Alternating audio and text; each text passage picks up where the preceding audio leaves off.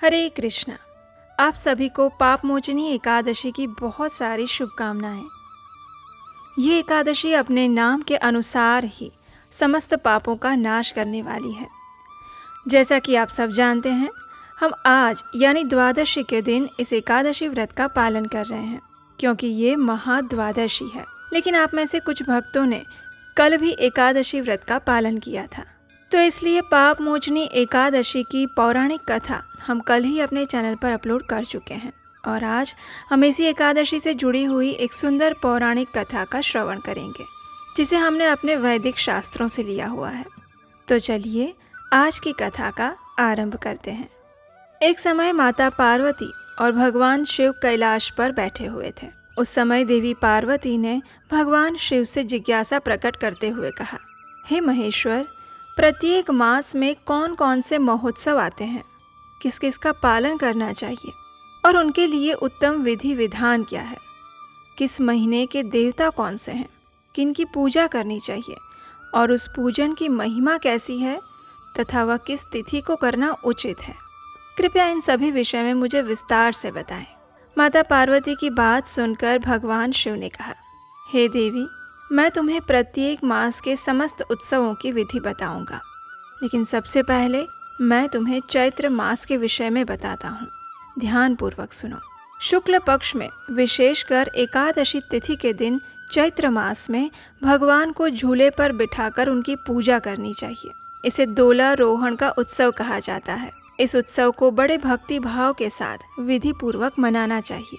हे पार्वती, जो लोग कलयुग के पाप और दोष का अपहरण करने वाले भगवान श्री कृष्ण को झूले पर विराजमान देखते हैं, उस रूप में उनकी झांकी करते हैं, वे सहस्त्रों अपराधों से मुक्त हो जाते हैं। करोड़ों जन्मों में किए गए उनके पाप नष्ट हो जाते हैं। ये समस्त पाप तभी तक मनुष्य के अंदर रहते हैं जब तक वह विश्व के स्वामी भगवान जगन्नाथ को झूले पर बिठाकर उन्हें अपने हाथ से झुलाता नहीं है। जो भी मनुष्य कलयुग में झूले पर बैठे हुए जनार्दन का दर्शन करता है, वो गो हत्यारे हो तो भी मुक्त हो जाते हैं। दोलोत्सव से प्रसन्न होकर सभी देवता भगवान शिव को साथ लेकर झूले पर बैठे हुए भगवान श्री विष्णु की झांकी करने के लिए स्वयं आते हैं और आंगन में खड़े होकर हर्ष में आकर वे स्वयं भी नाचते, गाते और बाजे बजाते हैं। वासुकी आदि नाग और इंद्रदेव भी इनके दर्शन के लिए आते हैं। भगवान विष्णु को झूले पर विराजमान देखकर तीनों लोकों में उत्सव होता है और सभी लोग सैकड़ों कार्य छोड़कर दोलोत्सव के दिन झूलन का उत्सव करते हैं। जो लोग झूले पर बैठे हुए भगवान श्री कृष्ण के सामने रात्रि में जागरण करते हैं, उन्हें एक निमेष में ही हर प्रकार के पुण्यों की प्राप्ति हो जाती है। हे सुरेश्वरी, झूले पर विराजमान दक्षिणाभिमुख भगवान गोविंद का एक बार भी दर्शन करके मनुष्य ब्रह्म हत्या के पाप से भी छूट जाता है। चैत्र मास के शुक्ल पक्ष की एकादशी के दिन गायत्री मंत्र के उच्चारण द्वारा भगवान का पूजन करना चाहिए। ओम माधवाय नमः, ओम गोविंदाय नमः, ओम श्रीकंठाय नमः। इन मंत्रों से भी पूजन किया जा सकता है। मंत्र उच्चारण के साथ विधि पूर्वक पूजन करना उचित है। एकाग्र चित्त होकर गुरु को यथाशक्ति दक्षिणा देनी चाहिए। निरंतर भक्ति पूर्वक श्री विष्णु की लीलाओं का गान करते रहना चाहिए। इससे उत्सव पूर्ण होता है। झूले पर विराजमान भगवान श्री हरि सभी पापों को हरने वाले हैं। जहाँ दोलोत्सव होता है, वहाँ देवता, गंधर्व, किन्नर और ऋषि बहुधा दर्शन के लिए आते हैं। उस समय ओम नमो भगवते वासुदेवाय इस मंत्र द्वारा षोडश उपचार से विधिवत उनकी पूजा करनी चाहिए। अंगन्यास, करन्यास, शरीर न्यास सब कुछ द्वादश अक्षर मंत्र से करना चाहिए और इस आगम उक्त मंत्र से ही महान उत्सव कार्य संपन्न करना चाहिए। नारद आदि देवर्षियों को तथा विश्वक्सेन आदि भक्तों को स्थापित करने चाहिए और उसके बाद 5 प्रकार के बाजों की आवाज़ के साथ विद्वान पुरुष भगवान की आरती करनी चाहिए। प्रत्येक प्रहर में यत्नपूर्वक पूजा करनी चाहिए और तत्पश्चात नारियल तथा सुंदर केलों के साथ जल से भगवान को अर्घ्य देना चाहिए। अर्घ्य देते समय इस मंत्र का उच्चारण करना चाहिए। देवदेव जगन्नाथ शंख चक्र गदाधर अर्त्यं गृहाण मे देव कृपां कुरु ममोपरि। अर्थात हे देवताओं के देवता, जगत के स्वामी तथा शंख चक्र और गदा धारण करने वाले दिव्य स्वरूप नारायण, ये अर्घ्य ग्रहण करके मुझ पर कृपा कीजिए। इस प्रकार मंत्र उच्चारण और अर्घ्य देने के बाद भगवान के प्रसादभूत चरणामृत का वितरण करना चाहिए। वैष्णव जनों को चाहिए कि वे बाजे बजाकर भगवान के सामने नृत्य करें और सभी लोग बारी बारी से भगवान को झुलाएं। हे सुरेश्वरी, पृथ्वी पर जो जो तीर्थ और क्षेत्र हैं, वे सभी उस दिन भगवान का दर्शन करने आते हैं। ये समझकर महान उत्सव करना चाहिए। इस प्रकार कहते हुए भगवान शिव ने अब वैशाख मास के विशेष उत्सवों का वर्णन करना आरंभ किया। भगवान शिव ने कहा, वैशाख मास की पूर्णिमा के दिन वैष्णव पुरुष भक्ति, उत्साह और प्रसन्नता के साथ जगदीश्वर भगवान को जल में पधराकर उनकी पूजा करें। एकादशी तिथि के दिन अत्यंत हर्ष में आकर गीत, वाद्य और नृत्य के साथ ये पुण्यमय उत्सव करें। भक्ति पूर्वक श्री हरि की लीलाओं का गान करते हुए इस उत्सव को मनाना चाहिए और उस समय भगवान से प्रार्थना करते हुए कहना चाहिए, हे देवेश्वर, इस जल में शयन कीजिए। जो लोग वर्षा काल के आरंभ में भगवान जगन्नाथ को जल में शयन कराते हैं, उन्हें कभी नर्क की ज्वाला में नहीं तपना पड़ता। हे देवेश्वर, सोने, चांदी, तांबे अथवा मिट्टी के बर्तन में भगवान श्री विष्णु को शयन कराना उचित है। पहले उस बर्तन में शीतल और सुगंधित जल रखकर विद्वान पुरुष उस जल के भीतर श्री विष्णु को स्थापित करें। गोपाल या श्री राम नामक मूर्ति की स्थापना करें अथवा शालिग्राम शिला को ही स्थापित कर सकते हैं। कोई भी प्रतिमा जल में रख सकते हैं। उससे होने वाले पुण्य का कोई अंत नहीं है।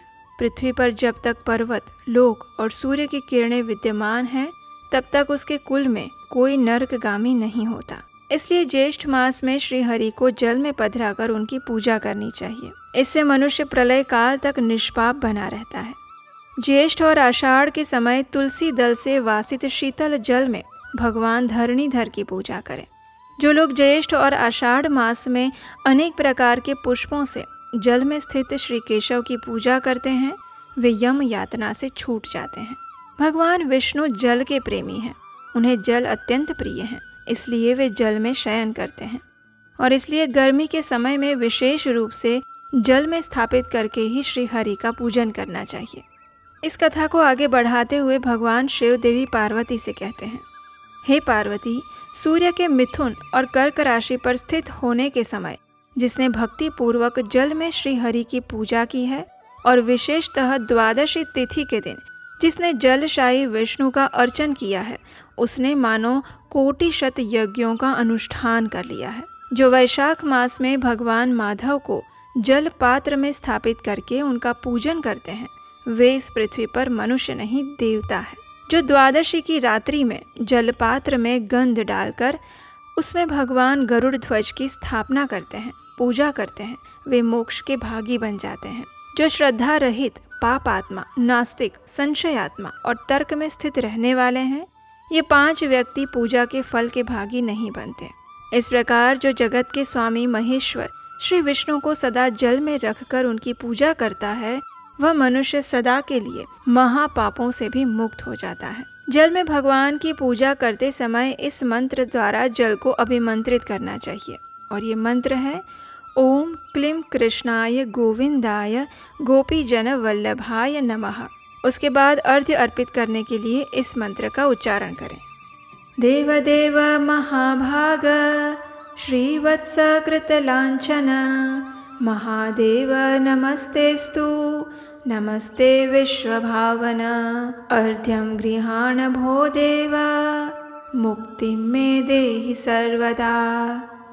हे देवदेव, महाभाग, श्री वत्स के चिन्हों से युक्त महान देवता, विश्व को उत्पन्न करने वाले भगवान विश्वरूप नारायण, मेरा अर्घ्य ग्रहण करें और मुझे सदा के लिए मोक्ष प्रदान करें।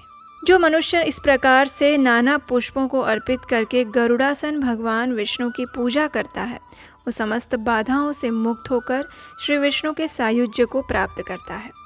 द्वादशी के दिन एकाग्र चित्त होकर रात्रि में जागरण करके अविकारी और अविनाशी भगवान विष्णु का भक्तिपूर्वक भजन करना चाहिए। इस तरह भक्ति की इच्छा रखने वाले पुरुषों को भक्ति भाव से तत्पर होकर भगवान विष्णु का वैशाख संबंधी उत्सव मनाना चाहिए। ऐसा करने से कोटि यज्ञों के समान फल मिलता है और इस उत्सव को करने वाला पुरुष राग और द्वेष से मुक्त होकर महामोह की निवृत्ति करके इस लोक में सुख भोगता है और अंत में श्री विष्णु के सनातन धाम जाता है।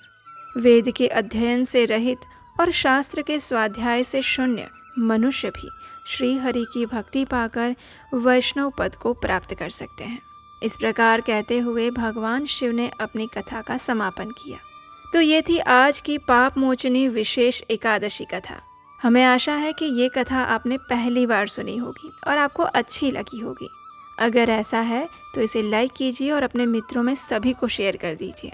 जैसा कि आप जानते हैं, इस प्रकार का प्रमाणभूत वैदिक ज्ञान, कथा और उत्सवों के विषय में जानकारी हम प्रायः अपने चैनल पर लेकर आते हैं, लेकिन कुछ चीज़ें ऐसी होती हैं जो वीडियो में समाविष्ट नहीं हो पाती, तो उन्हें हम अपने व्हाट्सएप कम्युनिटी ग्रुप में शेयर करते हैं। अगर आप भी हमारे इस व्हाट्सएप कम्युनिटी ग्रुप में जुड़ना चाहते हैं तो उसका लिंक नीचे डिस्क्रिप्शन बॉक्स में दिया गया है, वहाँ से आप हमारे साथ जुड़ सकते हैं। और अगर आपको हमारा ये वैदिक प्रमाणभूत ज्ञान का प्रचार कार्य अच्छा लगता है और आप इसमें हमारी सहायता करना चाहते हैं, सनातन धर्म का प्रचार करके पुण्य अर्जित करना चाहते हैं, तो स्क्रीन पर दिए गए नंबर पर अपना आर्थिक सहयोग भेज सकते हैं। आपके सहयोग से न केवल हमें सहायता होगी, अपितु सनातन धर्म के प्रचार का पुण्य फल आपके हिस्से में जाएगा। तो चलिए इस महाद्वादशी का पूर्ण श्रद्धा और भक्तिभाव पूर्वक पालन करते हैं और परम भगवान श्री कृष्ण के चरणों में अपने जीवन, मन, चेतना और समस्त को समर्पित करते हैं। हरे कृष्ण।